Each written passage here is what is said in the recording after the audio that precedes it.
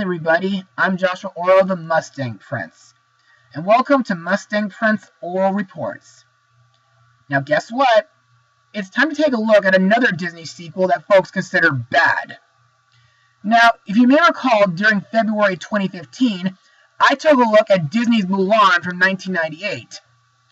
And while it was good, I still had mixed feelings with the whole tradition stuff. But on the other hand, the movie had great songs, wonderful and hilarious characters, including intense action scenes. Now, recently I've been hearing that Mulan is going to get a live-action remake next year, but that'll have to wait until then. But for now, let's talk about Mulan's direct-to-DVD sequel and find out what I think about it. Released to DVD on February 1st, 2005, the movie is Mulan 2. Now let's get started. Fa Mulan gets the surprise of her life when General Li Shang asks for her hand in marriage. But before the two can have their happily ever after, the Emperor assigns them on a secret mission to escort 3 princesses to Qigong. Mushu is determined to drive a wedge between the couple after he learns that he will lose his guardianship if Mulan marries into the Li family. After the princesses unexpectedly fall in love with the gang of 3, Mulan decides to help them escape the fate of marrying men they do not love.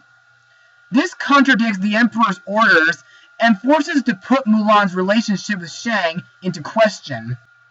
They are later attacked by Mongolians, and the fate of China hangs in the balance.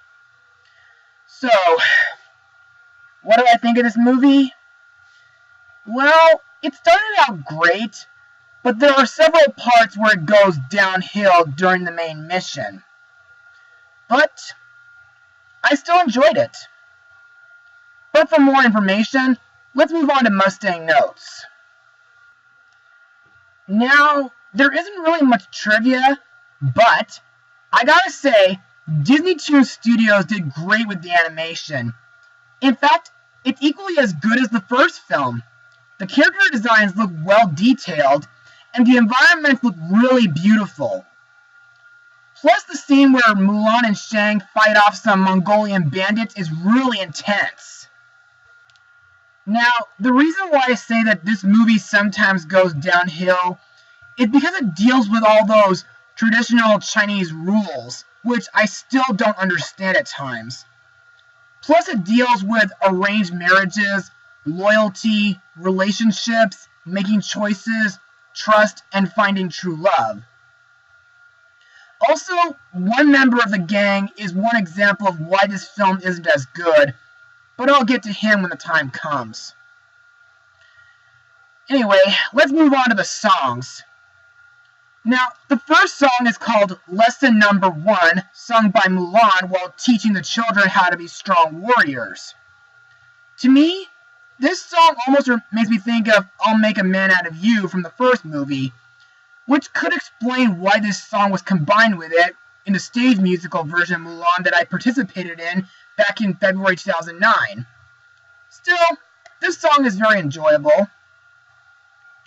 Next is A Girl Worth Fighting For, which is reprised from the first film. It is sung by Yao, Ling, and Chien-Po after they are kicked out of the matchmaker's place. Finally, we have I Want to Be Like Other Girls, sung by Mei, Sue, and Ting-Ting. The song starts out pretty slow while Mei is being comforted by her sisters, but then after Mei's outburst, the song goes pretty high and strong, and all 3 of them wish to do stuff that princesses wouldn't normally do, like running around, getting dirty, and so on. Heck, this song even has me rooting them on. This song also gets a reprise, sung by Atomic Kitten during the end credits. Anyway, now it's time to move on to the cast of this movie. Our main heroine, Fa Mulan, is voiced once again by Ming-Na Wen, who has been in films like Final Fantasy The Spirits Within, and the 2008 Prom Night movie.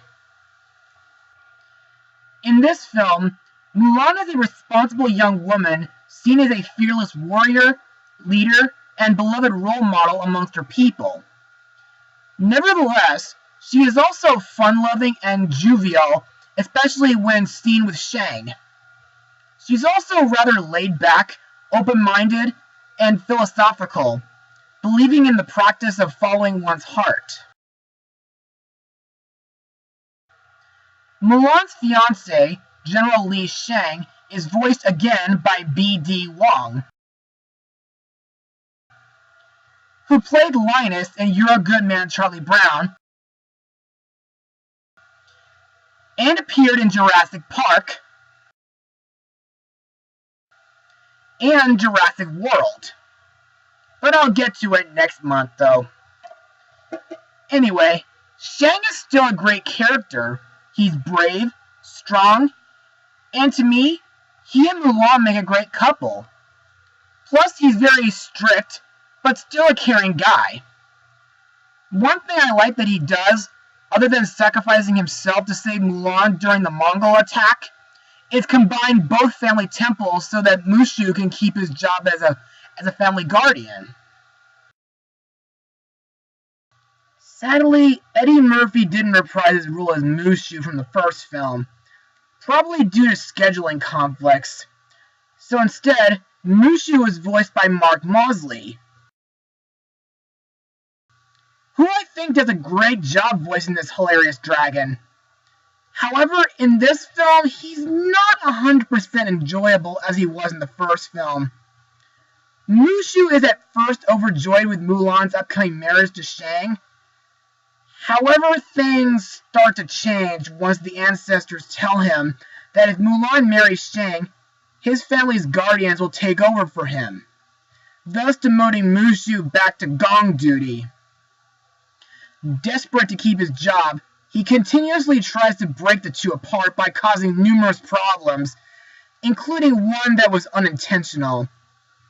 I just wish Mushu could have told Mulan the bad news before they went on their mission, and then things could have been better. But luckily, he does manage to redeem himself nearing the end of the film by posing himself as the worshipped Golden Dragon of Unity, and forces the king to cancel the marriage, allowing Mulan and Shang to marry as planned, along with allowing the princesses to marry who they love. Mushu's friend Cri-Kee is once again voiced by veteran voice actor Frank Welker. In this film, Cri-Kee tries to act as a voice of reason. After hearing Mushu's plans to break Mulan and Shang apart, Cri-Kee tags along on the hero's adventure to prevent Mushu's antics. Next we come to the Emperor of China, voiced by the late Pat Morita.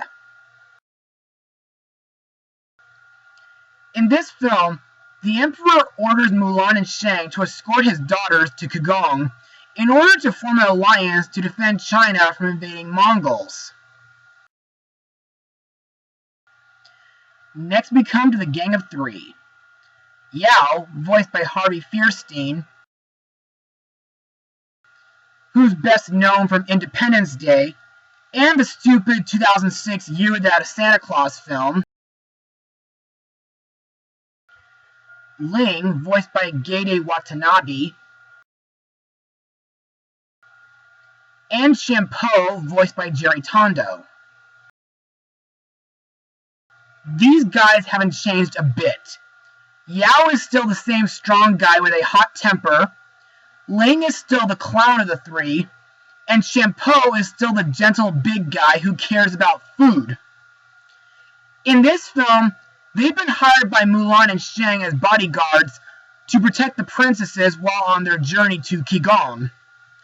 But during the trip, all three of them start to have romantic feelings for the princesses, which makes things kind of complicated for their mission. Next we come to the Emperor's daughters. Mei, voiced by Lucy Liu. whom I remember from the Kung Fu Panda trilogy and the Tinkerbell franchise. Sue, voiced by Lauren Tom, and Ting-Ting, voiced by Sandra Oh, whom I remember as Doofa from the 13th Land Before Time film. Now, you may remember the time back in 2015 when I put them on my top 11 other Disney princesses list. But anyway, to sum it up, May is the girl who falls for Yao after he retrieves her slipper and thinks of him like a panda bear. Sue is the youngest and is a great cook, and Ting-Ting is the oldest and responsible one, but she likes to laugh even though she is reluctant to do so. Finally, we come to Lord Chien, voiced by Keen Young, whom I remember from Teen Titans Trouble in Tokyo, but I'll get to that this summer. Anyway, though Chien is the main villain of the movie, his role in this film is kinda small. He appears in Qigong, where the three princesses' marriage are supposed to take place at.